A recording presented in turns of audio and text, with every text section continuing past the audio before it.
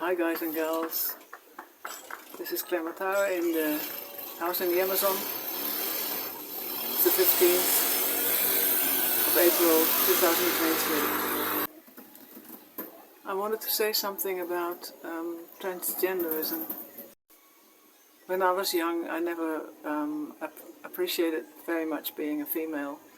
I didn't think it was a good deal. They were often meant to stay at home and work. This is in the 60s, because I was born in 1949, so I'm now in my 70s. I was born not long after the Second World War in Holland, and things were quite different there at that time. We were still coming from a pretty conservative view, especially because I was from a Roman Catholic family, and being a girl meant you couldn't go out very much. You had to stay home, you had to be a virgin, you had to do a lot of cleaning and be a good girl to your husband, that sort of thing. And I was a young person with a lot of energy. I really wanted to have adventures, go out, travel, and do a lot of things that girls weren't supposed to do. So I had a struggle with that. I was the oldest of 7 children. That came very quickly, and so I was supposed to be a little bit of a mother myself, without even knowing what it was like to be a mother. And so I still see my brothers and sisters as my children in some ways, even though they're all in their 60s now, and I'm in my 70s. So it's a funny thing, but it's what's in your mind and in your heart that plays out most of all, not necessarily what's in your body. And that is what kind of shaped my sense of being a girl, and I didn't like it much. So I was always a bit adventurous. I preferred to hang out with the boys. I preferred to do boys' games, cowboys and Indians. Myself being an Indian with a big feather headdress, I even had one. Fortunately, my parents didn't come down on that too much. They allowed us to play it out, and each one of our children had their own strong, different character, which was quite nice to see. Even now, it's good how they all have become strong individuals doing their own thing. But I wanted to say to young girls who struggle with transgenderism or feeling they're in the wrong body, that it actually is not necessarily such a modern thing. I think a lot of people had that, especially women who had more intelligence, who enjoyed studying and conversing about interesting topics, instead of things to do with nails and boyfriends and curtains for the house. So this is what I feel doesn't have anything to do with having to become a male. You know, it's just not necessary. You can be a woman and explore your male side. These days, it's not very difficult for a woman to wear jeans and shorts and to wear climbing boots. It's really very, very acceptable, very normal, and they can cut their hair short. They can have their hair long. It really doesn't matter, and men also have that facility these days more. A lot of men that I know had their hair long. Some men like wearing sarongs, and in the end it's more what you feel most comfortable with what you feel you are expressing as being you. So you don't need any chemicals for that. All you need to have is a determination to try and express yourself as well as you can. Of course, when you're a teenager, it's very important that you have a group acceptance, and that's sometimes not possible if a lot of the youngsters that you're with are taking on a general narrative of what women are supposed to be. But I've always found it pretty boring to hang out with those people that thought that girls had to be frilly and had to be giggly kind of things. You know, I never could get into it. I would get on my push bike and ride great distances, and did a lot of things by myself when I could. And I enjoyed woodworking, I enjoyed clay, I enjoyed sculpting. I became a professional painter, and I also had a youth choir for a while that I gave direction to in the church. It really doesn't mean that you have to stop being you. You just don't have to accept these norms that the society is putting on you, because in the end it's all a narrative, it's all lies, in the sense that what we are spiritually doesn't have to be expressed in that way. We don't have to become girly girls or boy to boy, male boys that never cry or always want to fight about something. That's absolutely not necessary. There are a lot of men that want to enjoy the freedom of being more gentle souls, that they want to express their feelings, and you don't have to put on a dress to do that.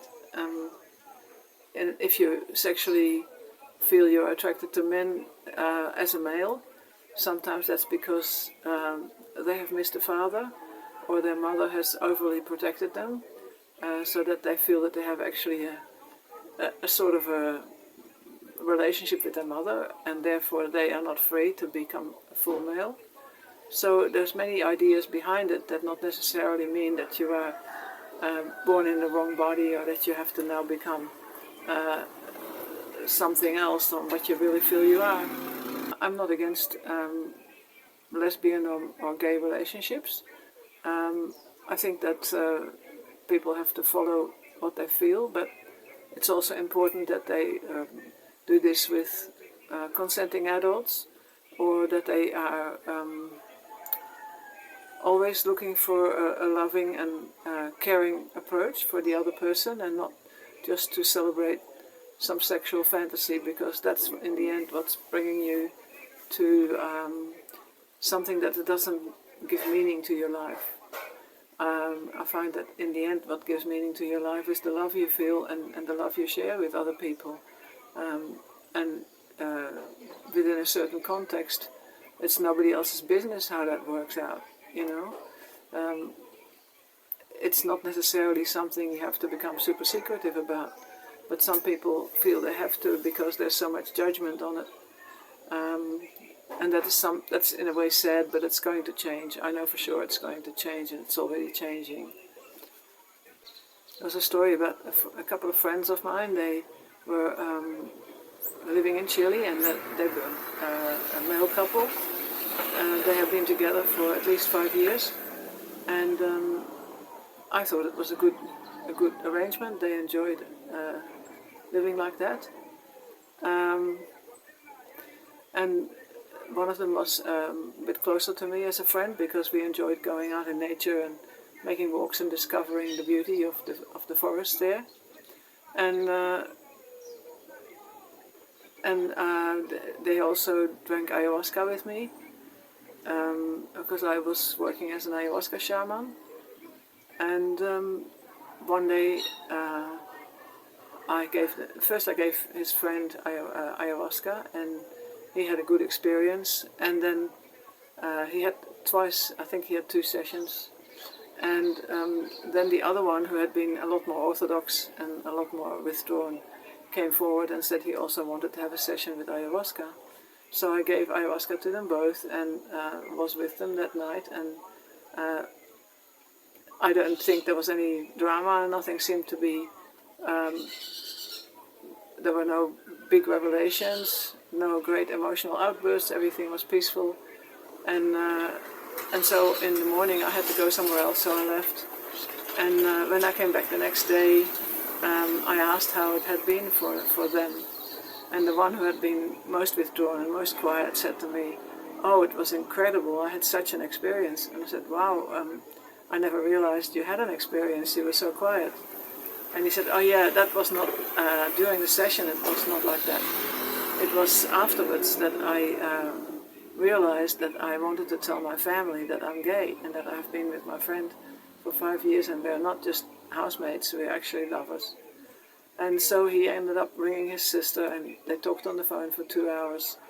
And that was a huge outburst. They were both crying, and had a wonderful new connection in the family, because finally he felt safe to talk about his true feelings at that moment. And that was interesting, because these were people that were in their 40s and had been together quite a long time, and they had never told their family how they were feeling about each other. And that's a curious thing about feeling judgment, you know. But in the end, nobody actually cares about what you do in your own private life. They're all too busy with their own private life. We get so worried about what other people might think, but actually other people don't really think too much about what somebody else is doing, apart from maybe gossiping if they have nothing else to do.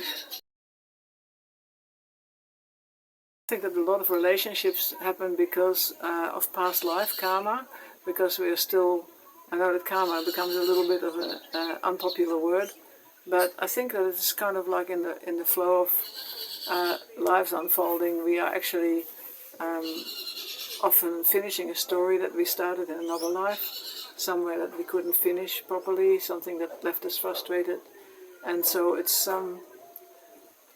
somehow that our heart meets these people again, and we recognize that person and say, oh yeah, where was I with you, you know? And if that means that then you have to have a more intimate and profound experience with each other, sometimes for many years, and sometimes for your whole life. It depends on what your karma actually wants to express. So I found that vows sometimes, I don't want to say anything against it, that it's a good idea, but at the same time we can't always follow our vows the way we intended, because when that energy of what we had to do, when that is exchanged and when we have come to the other end of it, then sometimes we feel that there is no more meaning in the relationship, unless there is you're actually together on the same path, doing a project together, or having some children that need you together. Then that's a good reason to stay together.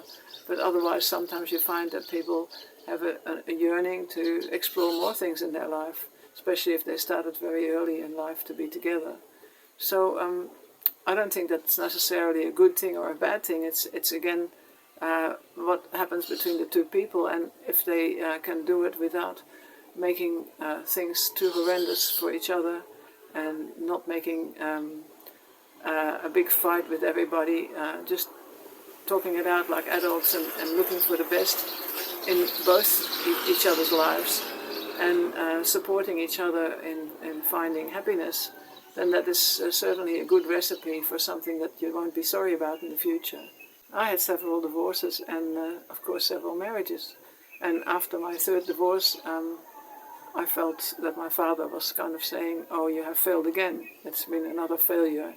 And I felt very bad about that, and very sad about that, until one day I went into quite a depression and hated myself, feeling like a failure. And then one day I just suddenly realized that I need to turn this around. I need to realize that I haven't got failed marriages, I have successful divorces.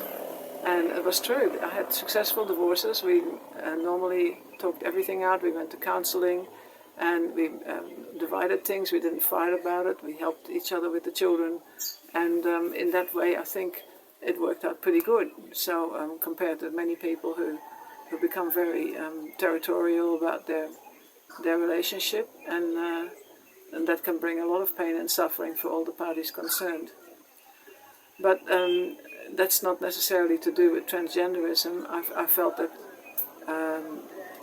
the main basis that I want to underline is that we need to express how we really feel, what we feel we need to do for ourselves and for others. And it's a big process, and sometimes you have to spend a good time thinking about it and trying to work out how you feel, and then supporting yourself in that thought and that development and that process, and find some friends that you can actually talk about with these things, or find some support, because we as human beings like to have support. We like to have exchange on the human level, and that's very important for us in our journey in life. girls want to be out and have adventures, make walks and go to forest or go and do their sports, they should be able to be unhindered. And if they want to have a more feminine flow to their look or their feeling, then they can wear dresses. I myself like long dresses because I think it's more elegant, it expresses more what I feel. I think just showing my legs is not necessarily where I want to focus or where I want other people to focus on. I want other people to focus on me as a person and not necessarily on me as a feminine body. And if people are interested in that kind of thing, it's not going to be for a very long friendship for sure. I find it really boring when people just want to focus on my physical form, because I have so much more in my mind and in my soul than just this physical form. So that means that we should not emphasize the physical form too much. It's okay to try and find a happy medium, and it's okay to dress according to what you feel and what maybe does not arouse negative or powerful feelings in other people, so you can be more free. So in a way, I mean, some people feel free when they have hardly anything on, but I feel more free when I have my clothes over my body, so I feel that people don't focus on my body so much, and I can actually express myself more as a person. Interesting that Meher Baba, my master, said that the soul is not male or female. We are actually part of Great Spirit, and we are a spirit ourselves. And spirit doesn't necessarily have male or female form. We can focus on it for a while, and I also felt that he was saying that as we go through our evolution and discover our consciousness, unfold our consciousness, we go through male incarnations and female incarnations, and so we have these relationships with different forms and different sides. So when we have a female form, that's what we have chosen to learn from and to experience, and when we have a male form, that's what we have chosen to experience. Now for me it was a little bit difficult because I was very tall when I was already 12. I was my present form, which is almost 6 feet, and I had my shoes were a size 43, which was very frustrating for a young girl of 12, because I wanted to be like the others, of course, and wanted to have some pretty shoes, but I couldn't find them anywhere. I remember once walking with my mother to 7 different shops and couldn't find a single pair of shoes that were more feminine. I ended up with male shoes. So I often had to accept that. It was a bit frustrating because somehow I had nailed it in my head that that the pretty princess, the Cinderella princess, has to have a really tiny foot, and otherwise she's not going to get chosen as by the prince, you know. So I was out of the race, and so I decided I'll just go along without that bonus point. And then also thinking that in China the women were often, in ancient China, women often had their feet bound up so they wouldn't grow any bigger, which gave them a lot of trouble walking. It was painful. They didn't have the ability to walk properly. So these customs are very damaging to a person when they're trying to unfold themselves. Talking about voice, I had a sense of singing, and when I was a young girl of about 10, 11, 12, I was at the nun school, and they chose me to sing in the choir, and I was supposed to sing in the choir in the church.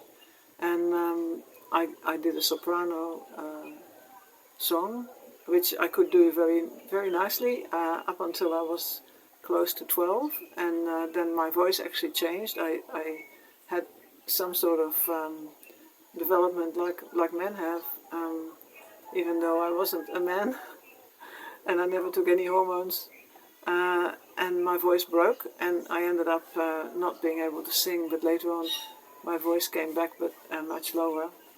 So I think we're all different, and we have to accept that, And of course it's a bit difficult when people tease you about things, and that might mean that you end up a bit more isolated and by yourself, or a bit of a loner.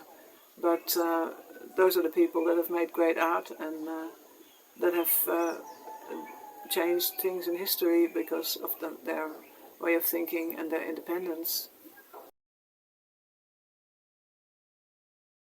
I found that many shamans actually had a bisexual approach.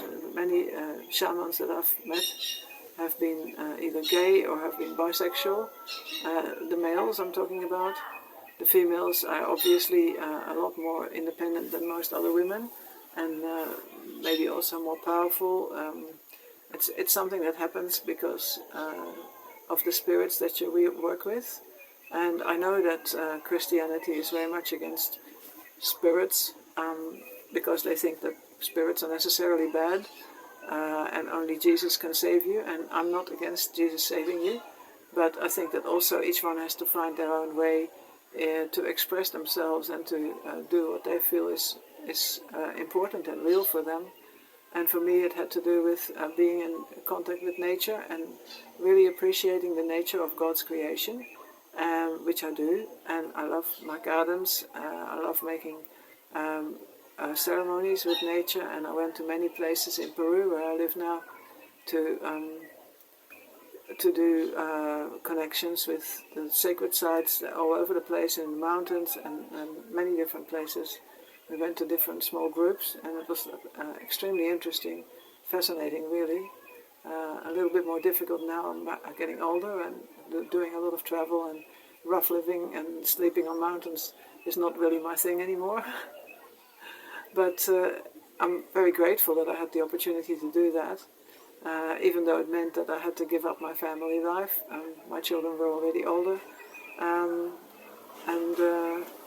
I just want to urge all the children that are struggling with their identity that they should just find their identity, not necessarily gender affirming, just self-affirming. Affirm who you are. Maybe you're not like everybody else. Maybe God didn't make everybody the same. I think God didn't make everybody the same because how boring would it be if we were all the same? It would just be absolutely painful. I think that we are different makes it so interesting, and we all have little pieces of the puzzle to fit into each other's lives, where we can contribute things to each other.